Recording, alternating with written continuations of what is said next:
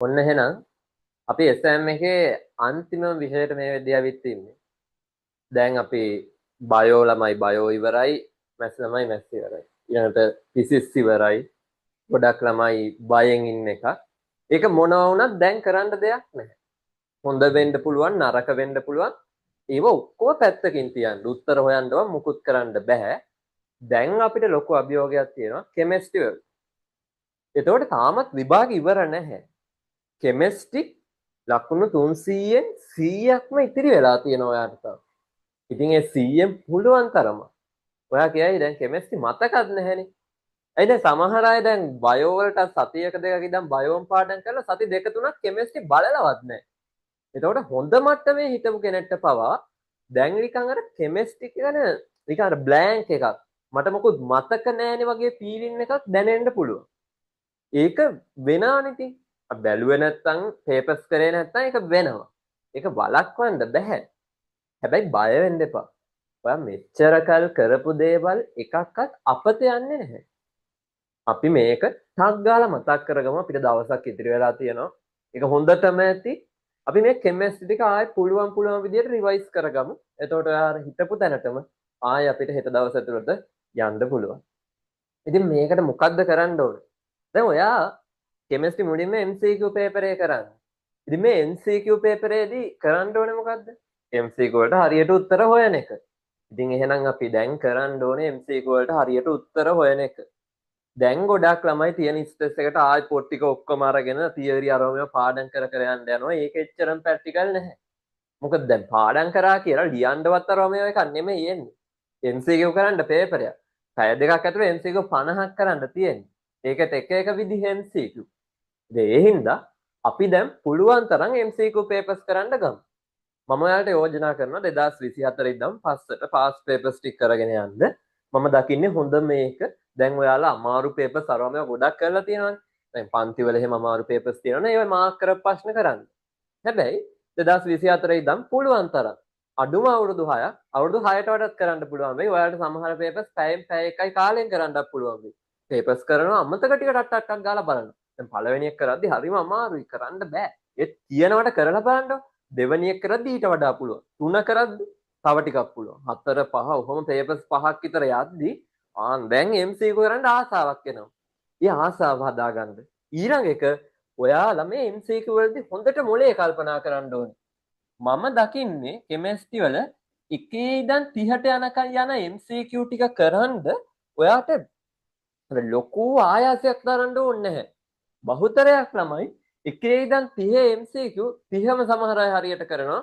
ගොඩක් අය වැරදුනත් වරදින්නේ එකයි. ගොඩක් අය වරද්ද ගන්න තැන තමයි 31 ඉඳලා 40ට තියෙන MCQ 10යි ඊළඟට 41 ඉඳන් 50ට යනකම් තියෙන ප්‍රකාශන දෙකේ MCQ 10යි. එතකොට මේක මම කියන්නේ අර මේක හැමෝටම අර ඊසි ඊසින් ප්‍රශ්න මේක තියෙන්නේ කියලා. ඒ වුණාට අර දැන් මේ ටික කරගන්න ලේසි කෙමිස්ට්‍රි මම දකින දේ. මේක කරද්දි අර මම ෆිසික්ස් වල කිව්ව ක්‍රමවේදය අනුගමනය කරන්න මේකෙත් ෆිසිකල් වල ටග් ගහලා පේන ඒවා කරන්න. දැන් ෆිසිකල් වල සමහර අය මේ MCQ වල දන්නේම නැතුව විනාඩි 20 30 ඇරිලා ඉන්නවා. එහෙම කරන්න එපා. හදිස්සි හරි හදාගන්න බෑ වගේ නම් විනාඩි 1කමාරක් විතර ගිහිල්ලා නිකන් කරගන්න බෑ වගේ එකක් වෙනවනේ ඒක අතහැරලා යන්න. ඒ MCQ ටික අතහැරලා තවලා ඔයාලට මේ ටික ටග් ගාලා කරගන්න පුළුවන්. ඊළඟට ඔයාලා එන්න ඕනේ ABCD ප්‍රශ්න වලට. දැන් මේක බයෝ වල වගේ නෙමෙයි නැත්තම් මේක ABCD ප්‍රකාශන 4යි තියෙන්නේ. ඒතර මේ ප්‍රකාශන 4 ප්‍රශ්න ටිකක් ඇත්තටම රිස්කි. ඔයා හරියට උත්තරේ දන්නේ නැත්තම් අර උත්තරේ වරදින්න පුළුවන්. ඉතින් මේකෙදි ටිකක් අර කල්පනාකාරීව ප්‍රශ්න වලට ගන්න අර නිකන් අඩමානේ නිකන් ඕනෑවට වඩා හිතන්න යන්න එපා කියලා මම ගොඩක්ම කියන්නේ. දැන් ඔයාලා පාස් පේපර්ස් අවුරුදු 7ක් 8ක් දැන් මේ ටික කරගත්තොත් මේ දවසේ කොහොම හරි ආයෙ මතක් කරගත්තොත් ඔයාලට අනිවාර්යෙන් මේක අමාරු වෙන්නේ නැහැ. ඔයා කලින් කරපු ඒවායි ඔක්කොගෙම ප්‍රතිඵල එනවා. ඒක අනිවාර්යයි. අනිවාර්යෙන්ම එනවා. බය වෙන්න එපා චුට්ටක්වත්. ඉතින් ඒක ඒ විදිහට ප්‍රැක්ටිස් කරන්න ඊළඟට ගොඩක් අය නාගන්න මේක තමයි මේ ප්‍රකාශන දෙකේ ප්‍රශ්න 10. ඒ කියන්නේ දැන් මේකේ ප්‍රකාශන දෙකක් තියෙනවනේ. දැන් සමහර වෙලාවට සමහර අයට කියලාත් ඇයි සමහර අය ඒ කියන්නේ කාස්වල පවා මේ ටික මුලින් කරලා අරවට පස්සෙන්ද කියලා. මම හිතන්නේ ඒකට වඩා ඔයා මේ ටික ඔක්කොම කරලා අන්තිමට මේ කරන එක හොඳ වෙන්නත් පුළුවන්. ඒක ඔයාගේ විදිහ අනුව මේ දක්වා ඔයා කරපු විදිහ අනුව තමයි. කලින් ඔයාට මේවා වැරදුනා නම් මේකෙන් අත ගහන්න එපා MCQ එකට. එතකොට ඔයාට අර දැන් මේක නිකන් අර මේ කොලාට අර නිකන් අර මේකට එකද දෙකද සමහර අයට අර කන්ෆිඩන්ස් එකක් එන්නේ නැහනේ. ඒ කන්ෆිඩන්ස් එක නැති කරගත්තොත් ඔයා මුල්ම විනාඩි 10 15 මේ ටික කරන්න ගිහින් මුළු පේපරේට මේක බලපාන. දැන් මේ ප්‍රශ්න 10ම නැතත් 40ක් තියෙනවා ළමයි. ඒ හින්දා අර ටිකේ පුළුවන් ටික කරලා ඇවිල්ලා අන්තිමට මේ ටික ටට්ටක් ගාලා කරමු. මේකට මහ වෙලාවක් යන්නේ නැහැ. මේ ප්‍රශ්න 10 කරන්න පුළුවන් සමහර අයට විනාඩි 10යි. මේකෙදි ඔයාලා එක ප්‍රකාශනයක් ස්වාධීනව කියවන්න මම කියන්නේ. මේකට මම ඔය A level ලියලා ඉවර වෙච්ච ගමන් අර මම පොඩි කාලේ කරපු වීඩියෝ සෙට් එකක් තියෙනවා. ඒකේ මහ ගොඩක් වීඩියෝස් නෑ ළමයි. වීඩියෝස් 8යි තියෙන්නේ. මම ප්‍රොෆෙෂනල් කෙමිස්ට්‍රි උගන්වන්නේ නැහැනේ.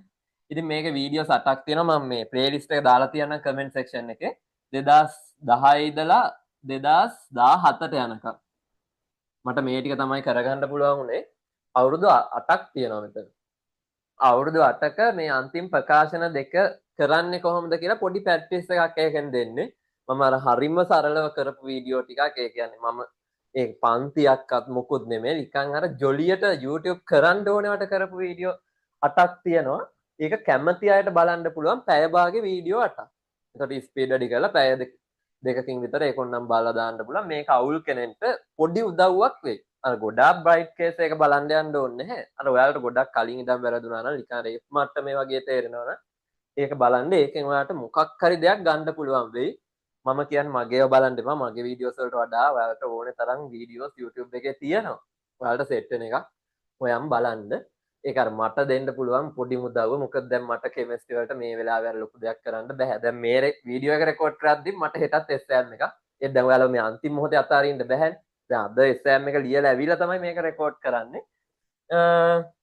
ඊළඟට මෙන්න මෙහෙම කතන්දරයක් තියෙනවනේ. මේ පාඩම් ටික MCQ බෙදෙන හැටි. දැන් මේක දල අයිඩියා එකක් ගන්න මම හදපු එකක්. දැන් මේවර බයෝ වල වගේ මට නිශ්චිතව කියන්න බෑ. බයෝ වල මම ඔයාලට කිව්වනේ නිශ්චිතව මේ පාඩමෙන් මෙච්චරයි. දෙවෙනි පාඩමෙන් 7යි, 3ෙන් 5යි. එහෙම තමයි එන්නේ සම්මත විදිය. දැන් මේ වගේ මම සමාන ලකුණන්නේ මේ දාලා දෙන්නේ. මේ ගාන එකක් දෙකක් දෙපැත්තට වෙනස් වෙන්න පුළුවන්. සාමාන්‍යයෙන් ජෙනරල් කෙමිස්ට්‍රි වලින් එනවා MCQ 3ක්. sorry ජෙනරල් කෙමිස්ට්‍රි වලින් MCQ 7ක් එනවා. ඒ කියන්නේ පළවෙනි දෙවෙනි තුන්වෙනි පාඩම් වලින් MCQ 7ක් එනවා.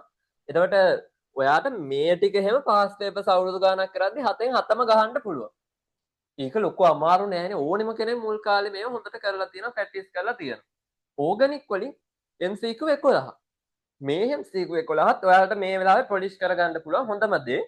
දැන් ඕන්නම් කෙනෙක්ට සම්පූර්ණ පාස් පේපර්ස් කරන්න පුළුවන්. නැත්නම් ඕගනික් ඔයාලා ළඟ ඇති ඕනේ තරම් පොත්, එහෙම නැත්නම් පාස් පේපර්ස් වල පේසුරු පොත් ඇති ඕගනික් ප්‍රශ්න අවුරුදු 10ක් කරගෙන යන්න.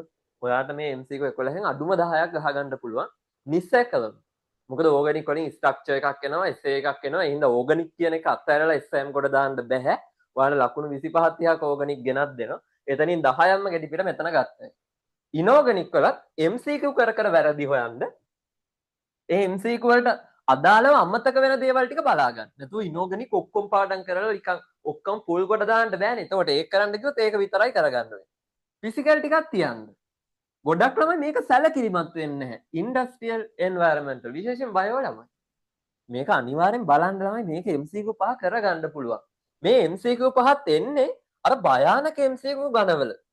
ඒ කියන්නේ අර 31 ඉඳන් 40ටයි 41 ඉඳන් 50ටයි තියෙන ප්‍රකාශන දෙකේ වටයි තමයි මේක අපි ඒ ලෙවල් කරද්දී ආවේ. මම හිතන්නේ දැන් වල ලොකු වෙනසක් නැහැ. මම එහෙම උඩින් පේපර්ස් ටික බැලුවා. එහෙම තමයි එන්නේ. 31 ඉඳන් 40ටයි 41 ඉඳන් 50ට. ඒ හින්දා මේක ටිකක් කරගත්තාම කරගන්න පුළුවන්. ඒ කියන්නේ නිකන් මේක අර ඔයාලා ඉගෙනගෙන තියෙන නෝට් එක එකපාරක් බලන් යන්න මේ පහ අතෑරලා නම් යන්න එපා. එන අපරාධයක්.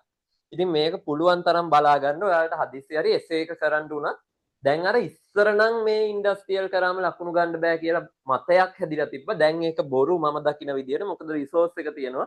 රිසෝස් එකේ තියෙන ටික ලියලා ආවම බයෝ ළමයින්ට ඔක හොඳටම හුරුයි. මැත්ස් ළමයින්ට උනත් අවුලක් යන්නේ. ඔයාලට ඉන්ඩස්ට්‍රියල් කෙමිස්ට්‍රි එසේ එකේ ලකුණු ගන්නත් පුළුවන්. ඉතින් ඒක MCQ 5 ගැන සැලකිලිමත් වෙන්න. ෆිසිකල් 20ක් තියෙනවා. බය වෙන්න නෙමෙයි දාන්නේ. හැබැයි අමයි. ඔයාලට ෆිසිකල් බැරුවම හිටියත් ඔයාලට ඔය එහෙම මෙහෙන් MCQ 10ක් විතර කරගන්න පුළුවන්. මම කියන්නේ ෆිසිකල් වලට දැන් අර එකපාර ඔක්කොම කරන්න යන්න කියලා. ඒ කියන්නේ ෆිසිකල් බදාගෙන ස්ට්‍රෙස් වෙන්න කියලා. ඔයාලා මේ ටික බලාගෙන ඉන්න ඊළඟට ෆිසිකල් වල අර පේපර්ස් කරද්දි පුළුවන් ටික හදන්න. ෆිසිකල් ප්‍රශ්නයක් දෙකක් හැදුවේ නැතත් අවුලක් නැහැනේ. දැන් හිතන්න ඔයා ෆිසිකල් ප්‍රශ්න දෙකක් කරේ නැහැ කියලා ඒත් 48ක් තියෙනවනේ. සමහර ළමයි හිතන්නේ බැරි එක ගැනමයි. ඇයි දෙයනේ බැරි එක ගැනම හිතන්නේ? Tamanට පුළුවන් දේ ගැන හිතන්න. පුළුවන් දේ ගැන හිතලා මේ වැඩේ කරන්න. නැත්තම් ඔයාලා අත්හරිනවා. ඒ අත්හරින්න අපරාධ කරගන්න එපා. ඔයාලට MCQ ටික දැන් මේ බෙදන හැටි මම දැම්ම වායු වලින් 3ක් ශක්ති විද්‍යාව 4ක්. මේවා ඇත්තටම ලීසිනේ නම. එතන MCQ 7ක් තියෙනවා. සමතුලිතතාවයෙන් ලේසියව තියෙනවනේ KPKC ඒවා අර හරිම ලේසි ගණන් එනවා මේ MCQ වල. ඊළඟට විද්‍යුත් රසායනය ගත්තත් ඒකත් ලේසි. ඔය සමතුලිතතාවය තමයි ඔය පොඩ්ඩක් අමාරු එකක් එකපාර හදාගන්න බැරි ඔය pH අර මේවා ඔක්කොම මික්ස් කරලා දාපු එකක් ආවොත් එන්නේ. කොහොමත් අමාරු MCQ එකක් තියෙනවා. මම හැම වෙලේම කියන්නේ අමාරු MCQ එකකට අහු වෙන්න එපා. අයිරන් ප්‍රශ්න එක්කනට ටිකක් වැඩිපුර යන වෙලාවක් යන MCQ දෙක තුනක් මේ ෆිසිකල් ඇතුලේ තියෙයි. ඉතින් ඔයා මෝඩයා වගේ AMCQ එකට පැය භාගයක් දුන්නොත් මොකද්ද වෙන්නේ කියන්නකො. ඉතින් AMCQ එක කරේ නැහැ කියලා අවුලක් නැහැ. එහෙම එකක් කරේ නැහැ කියලා දුක් වෙන්න එපා. අනිත් ටික පුළුවන් තරම් උපරිමයෙන් කරන්න. දැන් මට වීඩියෝ වලක් කමෙන්ට් තිබ්බා ළමයි PCS වල මම කියපු විදියට කරලා වෙලාවක් තිබ්බා සෙකන්ඩ් රවුන්ඩ් එකක් කියන්නේ. ඔව් ගොඩක් ළමයි කරන්නේ නැහැ. අපි කිව්වට ගණන් ගන්නෙ නැහැ. හැබැයි ඒක තමයි ඇත්ත. පුළුවන් තරම් අතෑරලා යන්න උපරිම අපිට MCQ 50ම කියව ගන්නවත් පුළුවන් වෙන්න ඕනේ පේපරේ පැය දෙකේ. එතකොට අපි උපරිමයෙන් කරලා ලකුණු වල එතනින් ගිහින් තියෙනවා. ඉතින් මේ ක්‍රම ටික උදව් කරගෙන කෙමිස්ට්‍රි MCQ එක හොඳට කරන්න මම සුබපතනවා. මට දෙන්න පුළුවන් සපෝට් එක මේක තමයි. මේක අතාරින්න එපා. මොකද තුනෙන් එකක් තාමත් ඉතිරි වෙලා තියෙනවා. ඔයා සමහර වෙලාවට හිතුවට ඔයා මෙඩිසින් යන එකක් නෑ කියලා වුණා. එහෙම නැත්නම් ඉන්ජිනියරින් යන්නේ නෑ කියලා හිතුවත් ඔයාට මේක හරියට කරගත්තොත් එන්නත් පුළුවන්. සමහර ළමයි හොඳට වැඩේ කළා ඒත් අර එයාට තේරුමක් නැති වෙන්න පුළුවන්. අනිත් අයත් මං වගේමනේ කියලා. එතකොට ඔයාට අන්තිමට මෙඩිසින් ඉන්ජිනියරින්ම සිලෙක්ට් වෙන්නත් පුළුවන්. එහෙම දේවල් වෙලා තියෙනවා ඉතිහාසෙ. අන්තිම සබ්ජෙක්ට් එක අතාරින්න එපා කියන ඉල්ලීමත් එක මම මෙතනින් අතර වෙනවා. අපි ආයෙත් හම්බෙමු ඉස්සරහට. එහෙනම් හොඳට විභාග කරන්න.